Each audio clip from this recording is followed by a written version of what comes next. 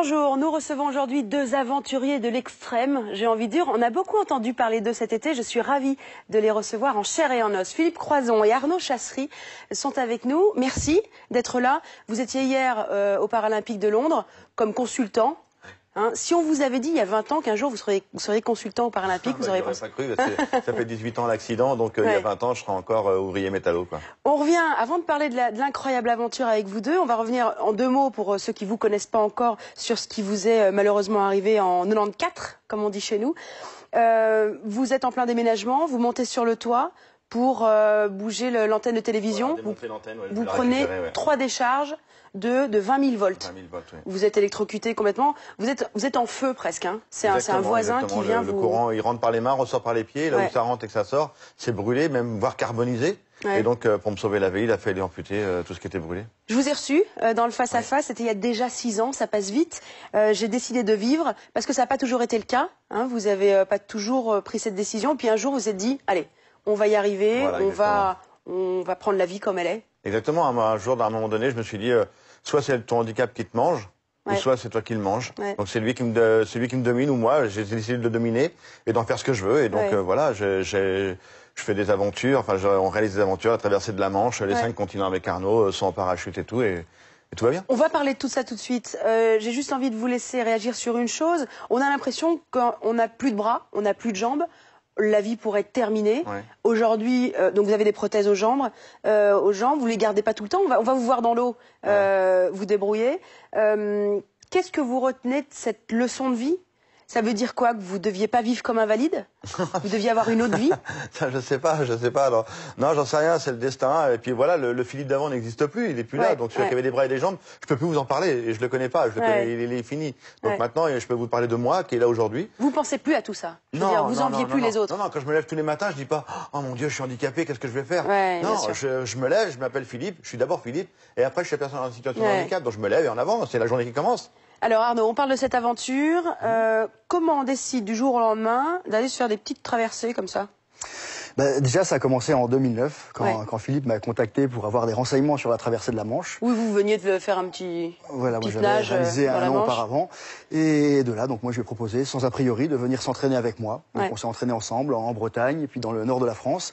Et là, on a tellement rigolé qu'on s'est dit, écoute, ça serait bien de faire une aventure commune si on réussit nos traversées respectives de 2010. Donc Philippe, sa traversée de la Manche, moi la traversée du détroit de Gibraltar. On essaiera de monter un projet ensemble. Voilà, et c'est ce qu'on a fait. Et alors concrètement, comment on met ça en place? C'est très long, faut déjà trouver des gens qui nous fassent confiance, aussi bien pour la partie budget, qui est très lourde pour une expédition de cette envergure, des sponsors, et puis après trouver Handicap International vous a aidé? Non, nous on les représente, mais on veut pas d'aide, ni financière, ni rien, surtout pas. Hein. Ah bah non, ça serait ridicule. Ils ont plutôt besoin d'argent, quoi. Voilà, exactement, ça serait quand même ridicule de leur demander de l'argent. On voit des photos au fur et à mesure, je vais vous faire réagir, on a des images aussi qui vont arriver. Qu'est-ce qui est le plus dur dans ces traversées? Oh bah ça a été Bering, hein. C'était le détroit de Bering, hein, l'eau entre 2 et 4 degrés, les vagues au départ à 2 mètres, parce qu'on est entre 2 tempêtes, un brouillard monstrueux, on voit ni la petite Diomède ni la grande Diomède. Pourquoi vous êtes parti alors? On peut pas attendre dans ces cas-là? Non, parce que la Russie nous avait mis un petit peu la pression et le budget n'est pas éternel, donc il fallait absolument rentrer. Et après, il y avait une autre tempête qui arrivait derrière, et une tempête, ça peut durer une semaine comme 15 jours. Donc il fallait y aller. On parle de quoi? D'une quinzaine de kilomètres à chaque fois? Non, plus d'une vingtaine. Une vingtaine, oui, le 20 km, donc en gros, hein, pour que les gens qui nous regardent réalisent bien en fait ce que vous avez fait, parce que c'est quand même complètement dingue. Une vingtaine de kilomètres à la nage. On a envie de dire, ah bah pour vous Arnaud c'est facile, hein, les bras, les jambes, etc. Philippe, des prothèses aux jambes. Oui. Et donc impossible d'être aidé par les bras, bien sûr. Pourquoi pas de prothèse aux bras? Parce que j'ai le bras gauche qui est un peu trop faible, il est un peu trop fatigué, donc on n'a pas pu appareiller. Donc on a mis que les prothèses au niveau des jambes, et je fais quand même un mouvement de crawl, comme on voit là sur les images. Et j'ai une bonne synchro avec les jambes, et ce qui me permet d'avancer. Et j'avance à une vitesse de 2, 5, 3 km/h. On en voit des images là. Quand vous revoyez ces images, vous pensez à quoi? Qu'est-ce qui vous vient? Beaucoup d'émotions, beaucoup de difficultés? Qu'est-ce qui vous vient? La souffrance, parce que ça doit être dur. Il y a tout, hein, il y a tout. La souffrance, la joie, parce qu'à chaque fois c'est une joie énorme quand on réussit, quand on va au bout de l'objectif. C'est une joie intense, c'est énormément d'émotions. À quoi on pense au moment où on part? On se dit qu'on va peut-être pas arriver? Non, ça non. Ça jamais? Bon, moi non, on jamais. Se dit quoi? On se dit on est fou, on se dit quoi? Très concentré, on est dans notre bulle, on est à l'écoute du corps parce qu'on sait que l'organisme va souffrir automatiquement. Ouais. Donc on est très concentré sur nous-mêmes et à l'affût, à l'écoute de notre corps et surtout de notre équipage qui veille sur nous, qui sont un petit peu nos yeux. Donc voilà, on est vraiment en alerte sur tout ce qui pourrait, notre environnement, tout ce qui pourrait arriver. Il y a des bateaux qui vous encadrent, j'ai envie de dire. Ouais. Ça c'est quoi? C'est au cas où? Au cas où un petit requin passe par là. Il y a le médecin, il y a tout, il y a toute l'équipe, il y a nos compagnes qui sont là pour nous encourager, nous ravitailler. Donc franchement, c'est incroyable. Enfin, sans histoire d'amour, il n'y a rien de tout ça là non plus. Hein. Parce que moi, je suis un gros bébé. Ça veut dire quoi ça? Ça veut dire, ça veut dire que sans Susanna, Susanna c'est ma compagne, c'est ma chérie, c'est tout quoi. Donc sans elle, il n'y a rien. Susanna, je l'ai rencontrée il y a maintenant pratiquement un peu plus de 6 ans, presque 7 ans. Et sans elle, il n'y a rien. C'est-à-dire qu'elle m'emmène, on a 5 enfants. Plus moi, ça fait 6. Il faut m'emmener, me mettre au lac, m'en sortir du lac, m'emmener à la mer, me sortir de la mer, ainsi de suite, quoi. Faut le sécher, il faut l'emmener dans la voiture. Voilà, c'est un booster aussi pour vous? Bah ouais, c'est un booster et puis c'est énormément d'abnégation. Hein. Franchement, c'est ce que j'ai écrit dans mon nouveau livre. J'ai traversé la Manche à la nage. Donc franchement, ouais, sans histoire d'amour, il y a rien. Il y a pas tout ça, c'est pas possible. Arnaud, quel est le souvenir, vous qui êtes valide, j'ai envie de dire, quel regard vous portez sur Philippe? Aucun a priori. Et en plus, on arrive tout juste de Londres, où vraiment on a vécu un séjour mémorable, incroyable, où là, les Britanniques ont tout compris, c'est-à-dire il n'y a aucune différence. Et nous, le message essentiel qu'on souhaite faire passer avec Philippe, c'est ça, on fait la même chose, on veut vraiment gommer les différences. Finalement, on ne doit plus avoir d'a priori sur les gens. Quelque part, on est d'ailleurs tous un petit peu handicapés, si ça se voit ou pas. Mais voilà, nous, vraiment, notre leitmotiv, c'est on est tous pareils. C'est bien que vous parliez de ça, parce que c'est aussi le moment de dire, voilà, comment doit-on agir face à un handicapé? Parce que c'est vrai, souvent les gens sont gênés, ils savent pas qu'est-ce qu'ils font, ils vous aident, ils vous aident pas, ils vous proposent. Qu'ils ne soient pas gênés, c'est naturel.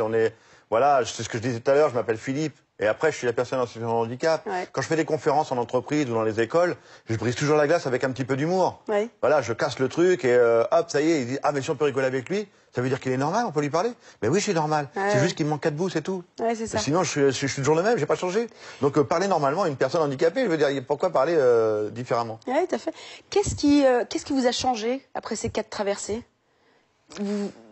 Qu'est-ce que ça apporte? Beaucoup d'humilité déjà, parce que se livrer aux éléments. Parce qu'avant vous aviez la grosse tête certainement. Non, non, mais bon, c'est vrai que de se livrer aux éléments comme ça, de côtoyer des mammifères marins. On n'est pas grand-chose. On n'est pas grand-chose. Donc ça amène beaucoup d'humilité, beaucoup de sérénité également, la confiance en soi et surtout vraiment heureux d'avoir pu partager cette aventure humaine avec tous les gens qui ont travaillé autour de nous. Donc ça part de nos compagnes, les staffs qui étaient à bord, mais aussi tous les ingénieurs qui ont travaillé sur les prothèses de Philippe, mais également sur les combinaisons qui ont travaillé très dur pour nous faire des combinaisons qui nous offrent un peu de confort, surtout dans le froid.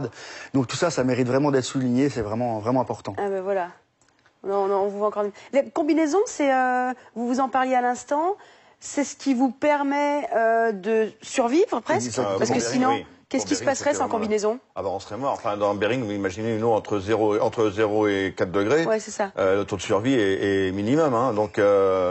Là, avec la combinaison que nous a fabriquée Aquasphere, on était vraiment très bien, quoi. Et c'était vraiment spécifique à nous. J'ai trouvé la matière épaisse, 8 mm, et on a pu traverser Bering grâce à ça, quoi. Mais malgré ça, on a eu froid quand même. Philippe, Arnaud me confiait tout à l'heure, juste avant l'émission, que vous avez refusé de mettre la vraie bonne combinaison qui aurait... parce que j'ai eu quelques petits soucis. Non, il y a quelques petits soucis de réglage, donc j'ai touché de nager Bering avec une combinaison en eau tempérée. Et j'ai pris celle d'Arnaud en plus, qu'on a découpée, on a scotché et tout, et on est parti un peu à l'arrache. Mais de toute façon, cette expédition-là, c'est une expédition à l'arrache tout le temps. On disait, oh putain, on part à l'arrache, l'expédition de la Louse.